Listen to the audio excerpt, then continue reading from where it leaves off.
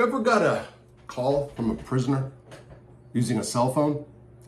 A contraband cell phone, maybe just to talk, maybe wanting to do mischievous deals. That's not right. Maybe wanting to have drugs delivered or sent to you, or sexed you up, or whatever. Stop. I haven't been called to sex stuff. Anyway, this is about prisoners with cell phones, and it's very personal to me right now, and I'll get into that. Hello, my name is Robert Rosso. I'm the host of Convict Inc., the show.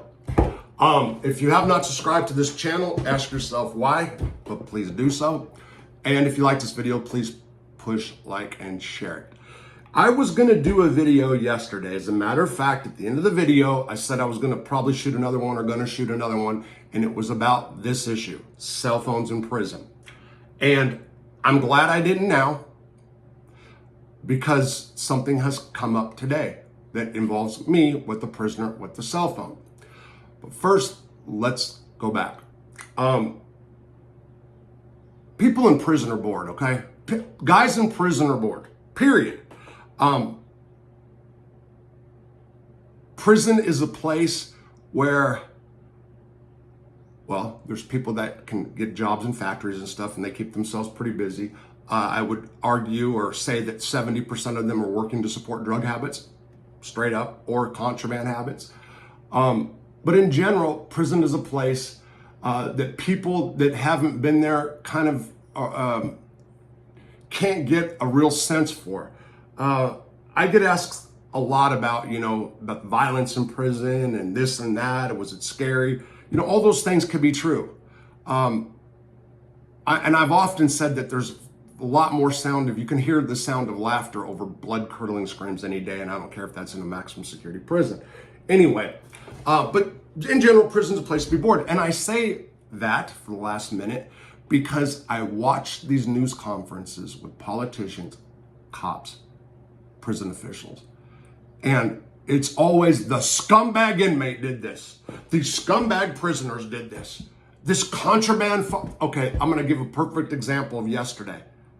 I forgot, if not the sheriff of Broward County, I think it was a prison official, was talking about how prisons, because of cell phones, have now become command centers for people in gangs and cartels. So the shot caller is in prison with the phone, commanding all this stuff going on the street.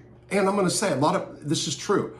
I don't think the percentages. I don't think it's like it's a problem. It's a problem for real. In Oklahoma, the Universarian Brotherhood. Shout out to you guys. The Universarian Brotherhood made millions of dollars. Members made millions of dollars using cell phones, having drugs sent places. So yes, there are prisoners that use cell phones for bad reasons. But how did the cell phones get there? How did they get there?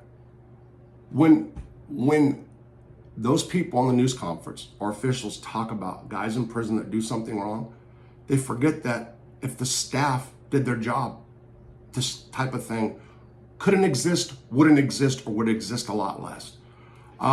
This is laziness on staff members. There is no reason that there should be a cell phone epidemic in our prison systems. And there is. There is. Now, if you're in a camp, low, place that's not high secure, I would say it's the inmates bringing the cell phones in, more likely. Okay, more likely than not. So I'm gonna give an example, and I'm wound up right now, and I'll get to it. I'll give an example. At Butner, they have 5 prisons in that facility, the FCC Butner. The campers, and the campers then they have access to other inmates, in all the prisons. So they can go in the community or have their visitors bring it to them, because the visits are monitored, but they can go into the community and buy cell phones and then come back and have them smuggled in. Even to the secure prisons, which is the FCI 1 and the FCI 2, there's ways to send the cell phones in. Broken washers and dryers they used to have, microwaves, there's a ton of ways. And no, I'm not ratting out the issue. Everybody knows this. And I can tell you that today they can use the same route to get stuff in because staff's lazy. I can sit here and tell them a detailed explanation about each way cell phones or drugs are smuggled in to that prison. And tomorrow, people can use that same route and get away with it. Straight up. But anyway, let's go here. So they're coming up with Congress is proposing CSI communication.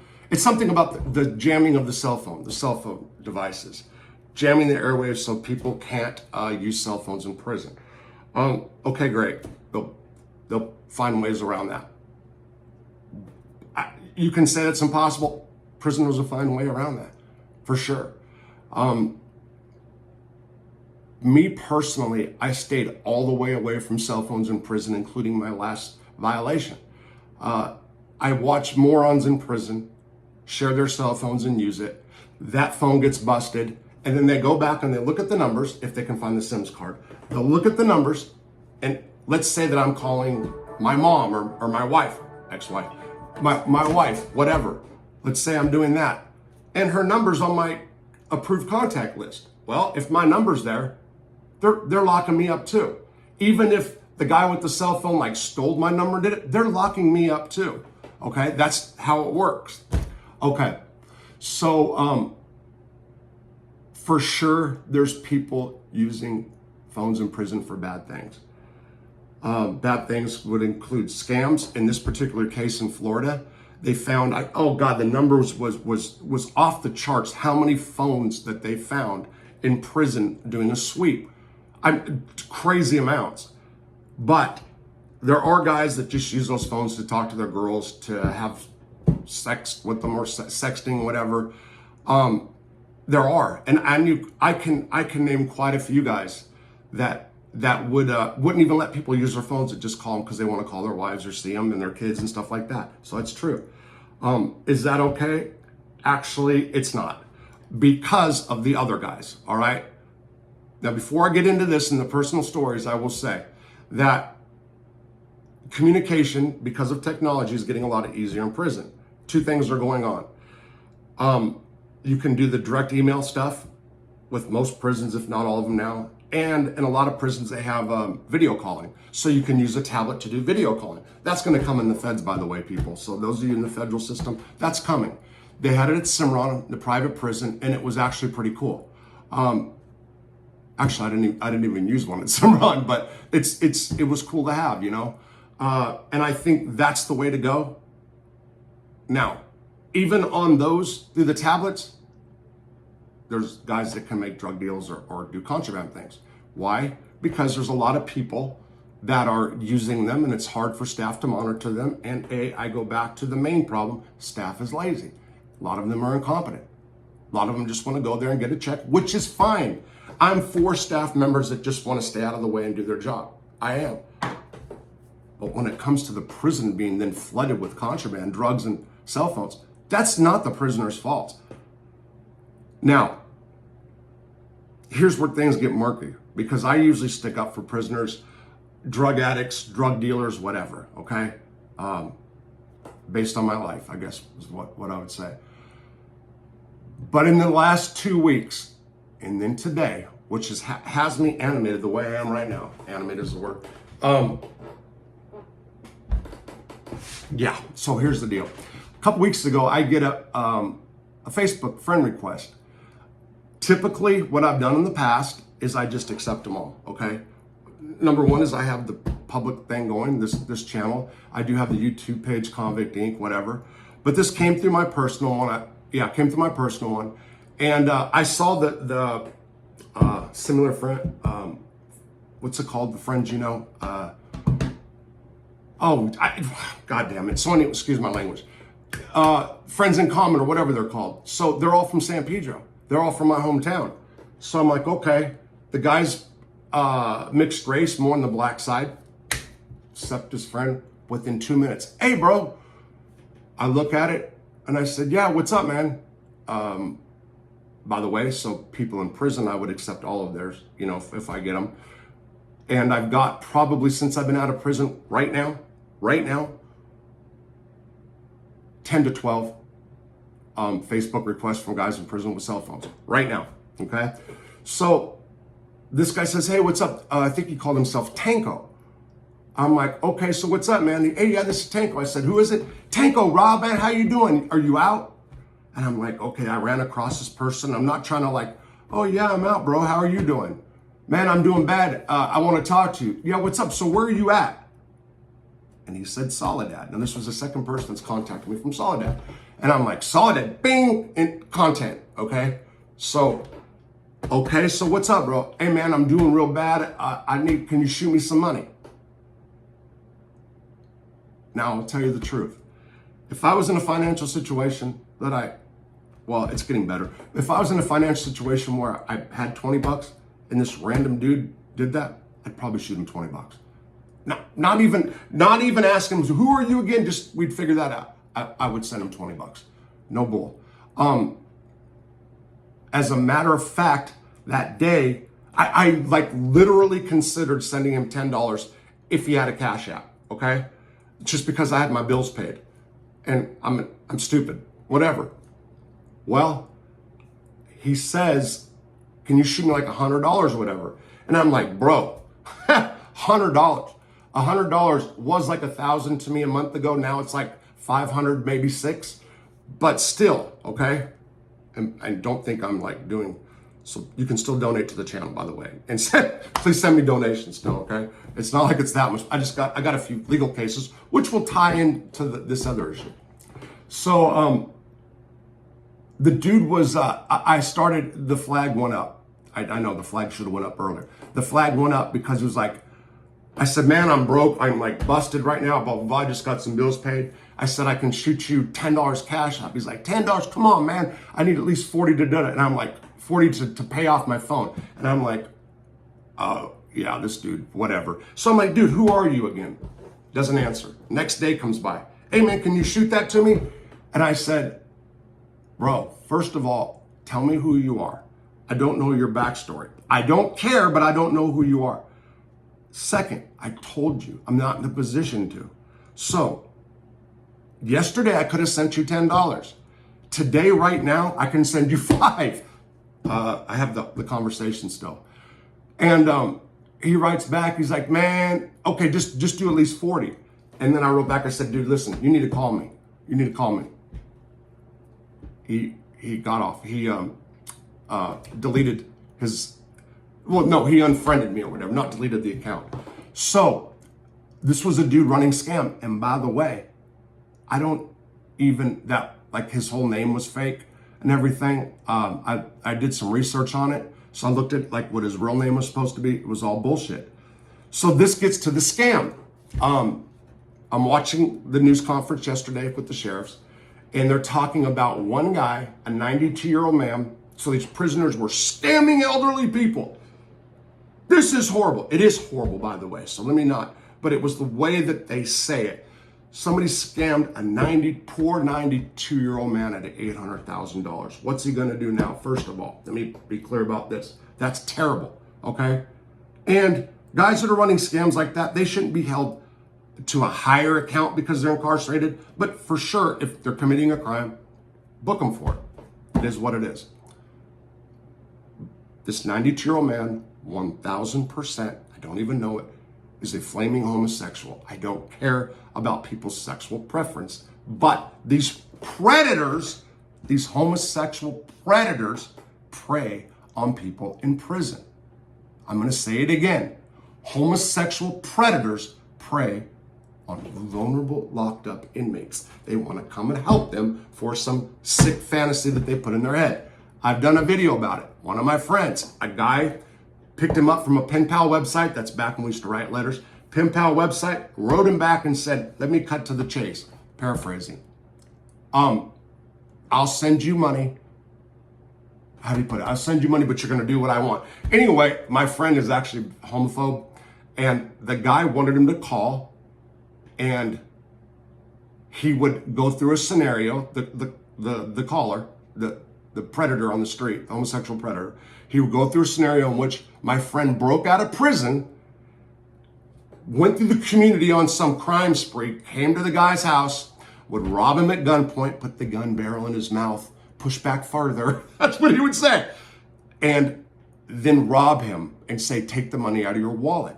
And then my friend would have to guess how much money was in the wallet. That's how much money dude would send him. So, like, he would say, okay, now rob me. You know, and I'd go, give me the wallet, give me the wallet. My friend's screaming this on the phone. Like I said, I did the video.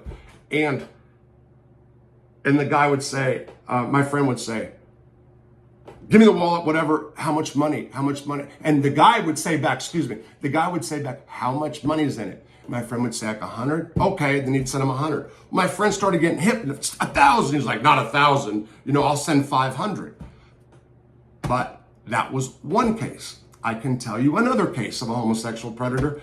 That was a college professor that wrote a friend of mine who looked like he was 20 years old in his photo and was just being a disgusting scumbag pig. And then we have Joe Barboza, a rich guy out of New York, who had a shitbag, who wanted my friend to walk with him in a restaurant and hold his head up high and never turn away from him in bed. So that's way off the subject, but these are little things. These guys are running scams through the phone on predominantly homosexuals. I don't know that to be a fact. I'm telling you it's a fact, okay?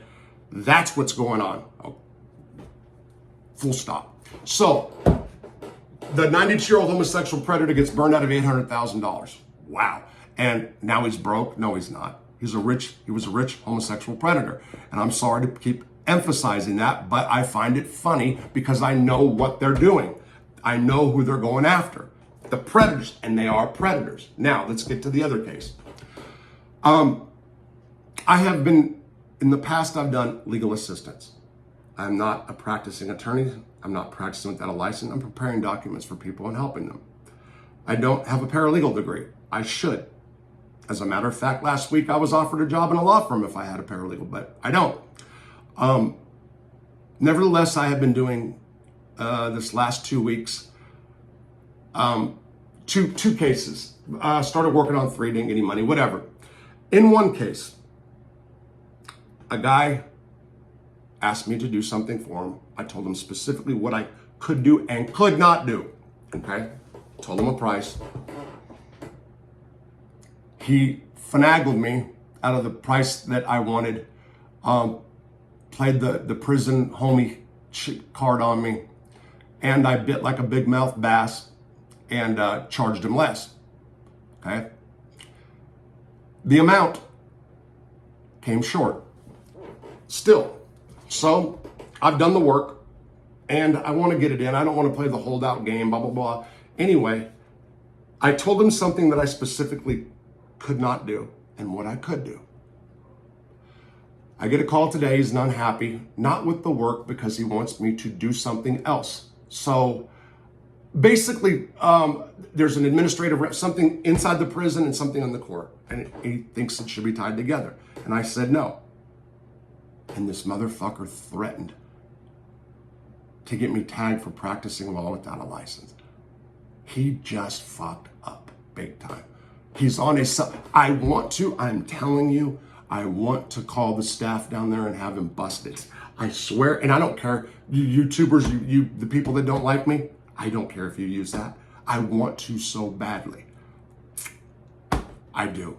But I have been seeing red for the last 3 hours.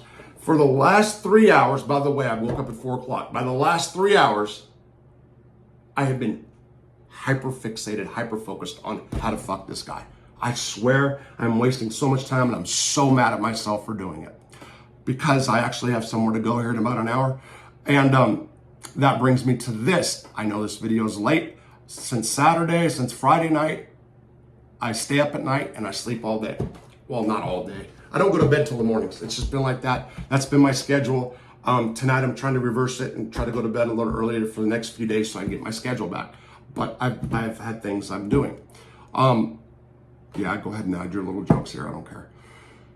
So I say that because when I come home, I am going to do 1, 2, or 3 videos that'll be posted tomorrow at 4 or 5 o'clock. I don't know when I'm going to do my live yet. I have to also think about the heat in the daytime. So this house has central heating and air, but because I'm saving money, I'm confined to one room with the door shut, and I've got one of those swamp coolers. It makes a lot of noise, stays cool for about 15, 20 minutes. Like right now it's cool. I got a little fan blunt, but during the live, it's going to be a problem. It means I might have to turn the central heating and air on. It costs like $400 a month. So anyway, I just wanted to put that out there. Yeah, you can see I'm like, it is what it is. Cell phones in prison. If you get a call from a prisoner, they could be calling to say hello. Not everybody's bad.